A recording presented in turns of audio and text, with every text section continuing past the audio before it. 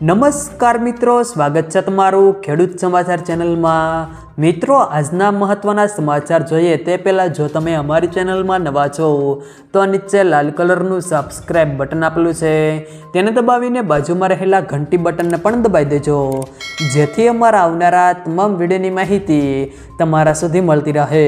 તો ચાલો શરૂ કરીએ આજનો આ વિડીયો। આજના મહત્વના સમાચાર જોઈએ તો અંબાલાલ પટેલ દ્વારા આગામી સમયમાં ફરી મોટું વાવાઝોડું આવવાની આગાહી કરવામાં આવી છે। અંબાલાલ પટેલે જણાવ્યું છે કે જાન્યુઆરીના અંતમાં વાવાઝોડું આવી શકે છે। ભૂમધ્ય સાગરમાં ચક્રવાત સર્જાયું છે, જેની અસર ભારતના પશ્ચિમ ભાગ ઉપર થઈ શકે છે। વેસ્ટર્ન ડિસ્ટર્બન્સની અસર 24 થી 26 જાન્યુઆરીએ ગુજરાતમાં જોવા મળશે, તેથી કચ્છ અને પશ્ચિમ સૌરાષ્ટ્રમાં વરસાદ પડી શકે છે। અન્ય વિસ્તારોમાં વાદળછાયું વાતાવરણ રહી શકે છે। 17 થી 19 જાન્યુઆરીએ પણ રાજ્યમાં વાદળછાયું વાતાવરણ રહી શકે છે। ત્યારબાદના સમાચાર જોઈએ તો ખેડૂતોને મોટી ભેટ, વ્યાજમાફ લોન, આ પશુપાલકોને મળશે વિના વ્યાજે પૈસા। બનાસકાંઠાની બનાસ ડેરીએ પશુપાલકોને ખાસ ક્રેડિટ કાર્ડ આપ્યા છે। જો પશુપાલકોને રૂપિયાની જરૂર પડે તો તેઓ આ કાર્ડમાંથી 50,000 રૂપિયા વાપરી શકે છે। આ કાર્ડની લિમિટ 50,000 રૂપિયા છે। કાર્ડના બિલ પર વ્યાજ નહીં લેવાય। 1 વર્ષ માટે વગર વ્યાજે 50,000 રૂપિયા પશુપાલકોને મળશે। સીએમ ભૂપેન્દ્ર પટેલના હસ્તે આ કાર્ડની ભેટ પશુપાલકોને મળી છે। ત્યારબાદના સમાચાર જોઈએ તો નવા વર્ષે ખેડૂતોને મોટો ફાયદો થયો। નવું વર્ષ દેશના ખેડૂતો માટે ઘણી ભેટને લઈને આવશે। મોદી સરકારે કૃષિ ક્ષેત્રને મજબૂત કરવા અને ખેડૂતોની આવક વધારવા માટે 2024માં પોતાની તિજોરી ખોલવાની સંપૂર્ણ યોજનાઓ બનાવી છે। આ અંતર્ગત ખેડૂતોને 6,000 રૂપિયાના બદલે હવે વાર્ષિક 9,000 રૂપિયા આપવામાં આવશે। ઉપરાંત પાક વીમાનો વ્યાપ પણ વધારવામાં આવશે। સરકાર આગામી બજેટમાં આ માટે જંગી ફાળવણી કરવા જઈ રહી છે। આ મામલાને લગતા 2 વરિષ્ઠ અધિકારીઓએ કહ્યું કે સરકાર 2024-25ના બજેટમાં કૃષિ ક્ષેત્ર માટે લગભગ 2 લાખ કરોડ રૂપિયા ફાળવી શકે છે। આ વર્તમાન નાણાકીય વર્ષમાં જાહેર કરાયેલ રૂપિયા 1.44 લાખ કરોડ કરતાં લગભગ 39% કરતાં વધુ હશે। આ ભંડોળની મદદથી તે માત્ર ખેડૂતોની આવક વધારવામાં મદદ કરશે નહીં, પરંતુ પાક વીમાનો વિસ્તાર વધારવામાં પણ મદદ કરશે। ત્યારબાદના સમાચાર જોઈએ તો જાન્યુઆરીમાં રેશન, જાડુ ધાન્ય વિતરણ। ગુજરાતમાં જાન્યુઆરી મહિનાથી રેશન કાર્ડ ધારકોને જાડુ અનાજ મફતમાં વિતરણ કરાશે, તેમજ ચોખાના જથ્થામાં કાપ મુકાશે। મિલેટ વર્ષની ઉજવણીના ભાગરૂપે આ વિતરણ કરવામાં આવશે। ગુજરાતમાં આવતા મહિનેથી જાહેર વિતરણ વ્યવસ્થા હેઠળ મિલેટ વર્ષે ધ્યાને લઈને બાજરી, મકાઈ, જુવાર અને રાગી જેવું જાડુ ધાન્ય મફતમાં રાશન કાર્ડ ધારકોને આપવામાં આવશે અને આ વિતરણ મોટે ભાગે 2024ની લોકસભાની ચૂંટણી સુધી ચાલશે। ત્યારબાદના સમાચાર જોઈએ તો યુપીઆઈમાં થયા મોટા ફેરફાર, હવે એટીએમથી પૈસા મળશે। યુપીઆઈમાં સમયાંતરે ઘણા સુધારા વધારા કરવામાં આવ્યા છે, જેને પગલે હવે યુપીઆઈથી તમે એટીએમમાંથી પૈસા પણ ઉપાડી શકશો।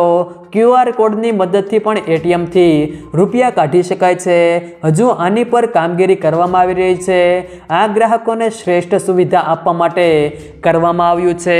હવે યુપીઆઈ માટે કુલિંગ પીરિયડનો પણ સમય 4 કલાકનો કરી દેવાયો છે, એટલે કે તમે પહેલાં ગ્રાહકને 2,000 રૂપિયા સુધી પેમેન્ટ કરશો। ત્યારબાદના સમાચાર જોઈએ તો મોરારી બાપુને મળ્યું અયોધ્યાનું આમંત્રણ। અયોધ્યામાં પ્રાણ પ્રતિષ્ઠામાં હાજર રહેવા માટે મોરારી બાપુને આમંત્રણ મળ્યું છે। મળતી માહિતી મુજબ મોરારી બાપુ પ્રાણ પ્રતિષ્ઠા પછી 24 ફેબ્રુઆરીથી અયોધ્યામાં રામકથા કરશે। બાપુએ એક વાતચીતમાં રામ મંદિર અંગે જણાવ્યું હતું કે મારા જીવનની આટલી મોટી આ પહેલી ઘટના છે। પ્રભુ રામ પાસેથી રાજનીતિની પ્રેરણા લેવી જોઈએ।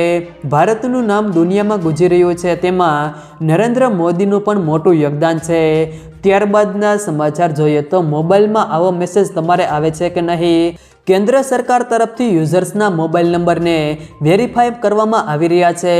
આ પ્રકારના મેસેજ કેટલાક મોબાઈલ વપરાશકર્તાઓને મળી રહ્યા છે। તમારું KYC પૂર્ણ નહીં કરો તો મોબાઈલ બંધ થઈ જશે તેવું જણાવવામાં આવે છે। જો આ મેસેજ આવે તો સાવધાન થઈ જજો, કારણ કે ફ્રોડ મેસેજ છે। સરકારે સ્પષ્ટ કર્યું છે કે આ પ્રકારે કોઈ નંબર વેરીફાઈ કરવામાં આવતા નથી। TRAIના નામ પર આવતા આવા કોલ્સ કે મેસેજથી સાવધાન રહેવું। ત્યારબાદના સમાચાર જોઈએ તો ફાસ્ટેગ KYC માટે ડેડલાઇન, માર્ગ પરિવહન મંત્રાલયનો નવો આદેશ। તાત્કાલિક ફાસ્ટેગનું KYC કરાવી લેજો, નહીંતર ફાસ્ટેગ બ્લેકલિસ્ટમાં થઈ જશે અને પેનલ્ટી ભરવી પડશે। આવનાર 31 જાન્યુઆરી 2024 સુધી આ આદેશ આપવામાં આવ્યો છે। KYC અપડેટ કરવા માટે તમારે તમારા ફાસ્ટેગ સાથે જોડાયેલ બેંકમાં જઈ KYC અપડેટ કરાવવું પડશે।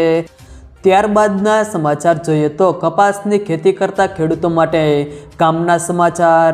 ગયા વર્ષે ખરીફ સિઝનમાં કપાસના પાકમાં ગુલાબી ઈયળનો ઉપદ્રવ જોવા મળ્યો હતો।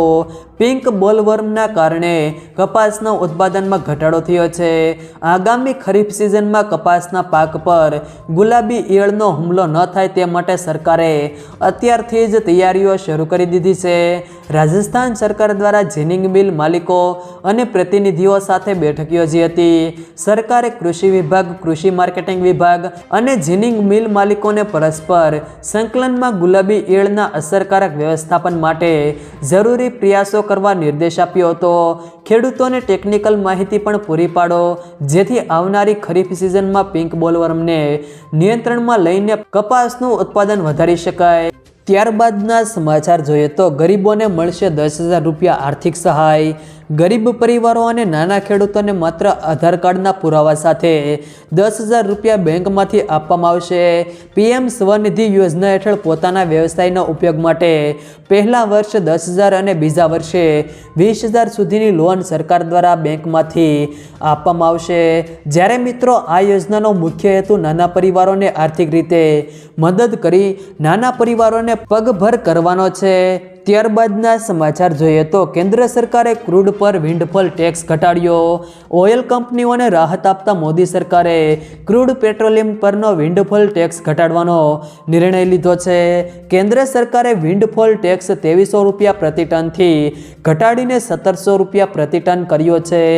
વિન્ડફોલ ટેક્સમાંથી ફેરફાર થયા બાદ તેની અસર પેટ્રોલ અને ડીઝલના ભાવ પર જોવા મળે તેવી શક્યતાઓ નથી, કારણ કે આ ટેક્સ ઓઇલ કંપનીના પ્રોફિટ પર લાગતો ટેક્સ છે।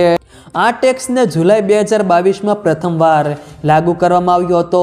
જો મિત્રો વિડીયો પસંદ આવ્યો હોય તો વિડીયોને લાઈક કરો, તમારા મિત્રો સાથે શેર કરો અને જો તમે અમારી ચેનલમાં નવા હો તો ચેનલને સબસ્ક્રાઈબ જરૂર કરજો, જેથી અમારા આવનારા તમામ વિડીયોની માહિતી તમારા સુધી મળતી રહે।